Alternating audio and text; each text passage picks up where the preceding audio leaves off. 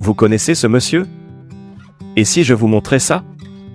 Et oui, il s'agit bel et bien de Jeff Bezos. L'homme le plus riche du monde. Avec une fortune selon Forbes en temps réel, d'environ 193 milliards de dollars américains.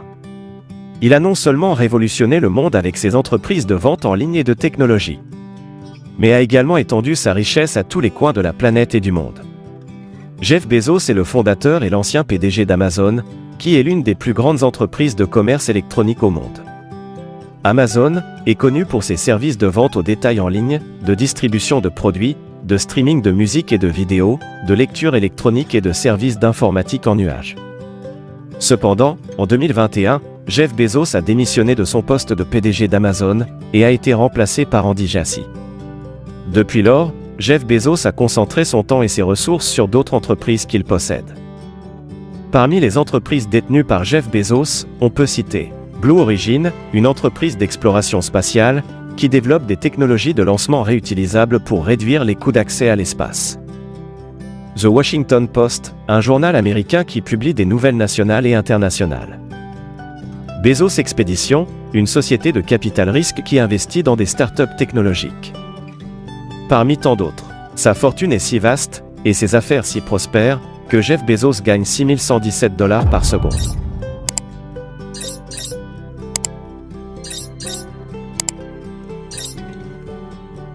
Mais peu de gens savent que toute sa fortune et son histoire commencent ici. Cuba. Oui, vous avez bien entendu. Miguel Ángel Bezos est né ici. Il est le père adoptif de Jeff Bezos. Miguel était l'un des 14 000 enfants d'immigrants cubains qui ont dû abandonner leurs parents lorsqu'ils étaient enfants, pendant la révolution cubaine. Connu sous le nom d'Opération Peter Pan, ou Pedro Pan. Les grands-parents de Miguel Ángel Bezos possédaient une scierie au début de la révolution cubaine. Les parents de Miguel Ángel Bezos ont soutenu le mouvement révolutionnaire et ont été opposés au régime de Fulgencio Batista. Cependant, lorsque le nouveau gouvernement de Fidel Castro a commencé à nationaliser toutes les entreprises, la scierie appartenant aux grands-parents de Miguel a été saisie, entraînant ainsi leur ruine financière. Les parents de Miguel Bezos ont alors décidé que la meilleure façon de protéger leur jeune fils était de l'exiler de Cuba vers les États-Unis, en tant que réfugié. C'est ainsi que Miguel Ángel Bezos est arrivé de Cuba à l'âge de 16 ans pour les États-Unis. Il est arrivé à Miami complètement seul, ne connaissant personne, sans un seul dollar dans son sac, ne parlant pas anglais, et a ensuite été transféré dans un camp de réfugiés en Floride, qui accueillait à l'époque quelques 400 enfants réfugiés, selon Miguel Bezos lui-même. Il a étudié l'anglais, et a obtenu une bourse de réfugiés cubains. Tout comme son cousin, qui a également été envoyé aux États-Unis.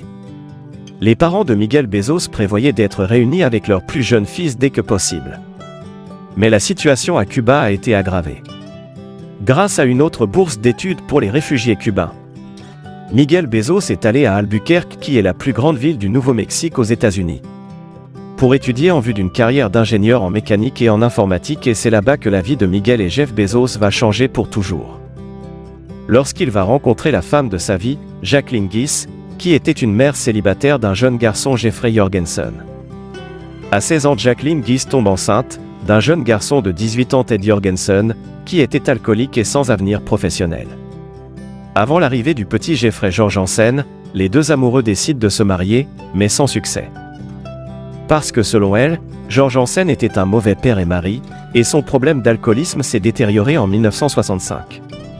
Au point où ils étaient obligés de se séparer peu de temps après que Jeffrey soit né. 3 ans plus tard, Miguel Ángel Bezos épouse Jacqueline Gies. Comme le père biologique du petit Jeffrey les avait abandonnés, Miguel l'adopte comme son fils et à partir de ce jour, Jeffrey Jorgensen devient Jeff Bezos. Un nom de famille d'origine cubain. Mais lui donner ce nom de famille n'est que le début de l'histoire. C'est ce que Miguel Bezos fera plus tard pour Jeff Bezos, qui fera de lui l'homme le plus riche de l'histoire du monde. Miguel Bezos a trouvé un emploi chez ExxonMobil, une société pétrolière et gazière américaine, pour subvenir aux besoins de sa famille. Ils avaient une vie difficile, ils devaient déménager un peu partout sans pouvoir se fixer. Ils ont même vécu en Colombie. Jeff Bezos voulait être comme son père adoptif Miguel Bezos, qui selon lui, était son seul vrai père. Il a donc décidé d'étudier l'informatique et le génie électrique à l'université de Princeton.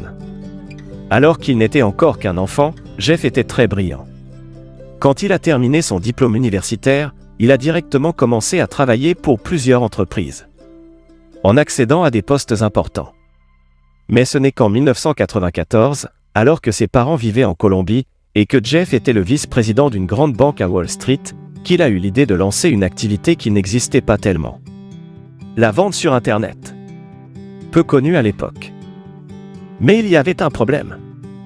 Il n'avait pas l'argent pour lancer une telle activité. Alors il a parlé à son patron, le riche banquier, de la possibilité d'investir dans son entreprise. La vente de livres en ligne. Mais son patron lui a dit que c'était une idée ridicule. Et qu'il ferait mieux de se concentrer sur son excellent travail. Jeff a décroché son téléphone. Et a appelé son meilleur ami. Son père. Miguel Bezos. Pour lui parler de son rêve de quitter son emploi et de créer sa propre entreprise. Miguel Bezos, son père adoptif, s'est senti mal pour son fils, en qui il avait tant confiance. Pour qu'il puisse poursuivre son rêve, Miguel a retiré toutes ses économies. Même ce qu'il avait réservé pour sa retraite. Et la pension de sa femme pour soutenir leur fils Jeff Bezos. Ils lui ont prêté 300 000 $. Jeff a alors déménagé à Seattle où il a loué une maison. Et le garage de la maison est devenu le premier siège d'Amazon. Jeff Bezos est l'homme le plus riche de l'histoire du monde. Et rien de tout cela n'aurait été possible sans un immigrant latino, réfugié qui est arrivé en Amérique sans parler anglais. Et qu'il a soutenu avec tout son amour, ses valeurs et convictions. Vous voulez savoir ce qui est arrivé au père biologique de Jeff Bezos?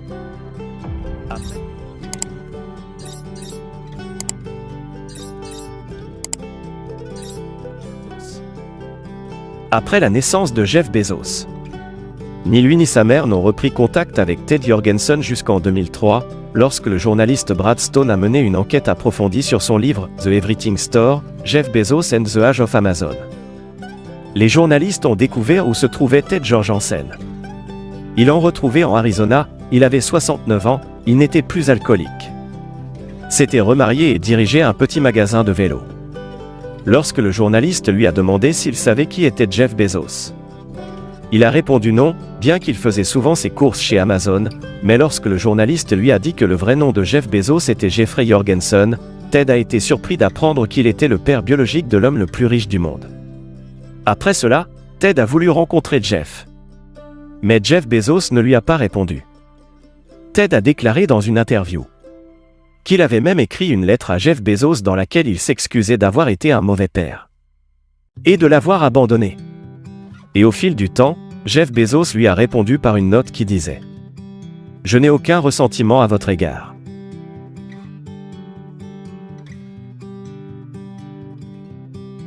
Et c'est tout ce qu'il a dit. Ted n'avait pas d'enfant et il est mort en 2015 à l'âge de 70 ans. Malheureusement, il n'a pas connu, ni rencontré son fils unique Jeff Bezos. Alors que Ted était encore en vie. Et à une occasion d'interview avec Jeff Bezos, un journaliste lui a demandé pourquoi il n'avait pas répondu à la lettre de son père Ted Jorgensen. Et Jeff lui a dit que le nom de mon père est Miguel Angel Bezos. Je ne pensais qu'à Ted lorsque je devais remplir un formulaire médical. Actuellement, Miguel et sa femme dirigent la fondation Bezos et s'occupent de leurs 11 petits-enfants.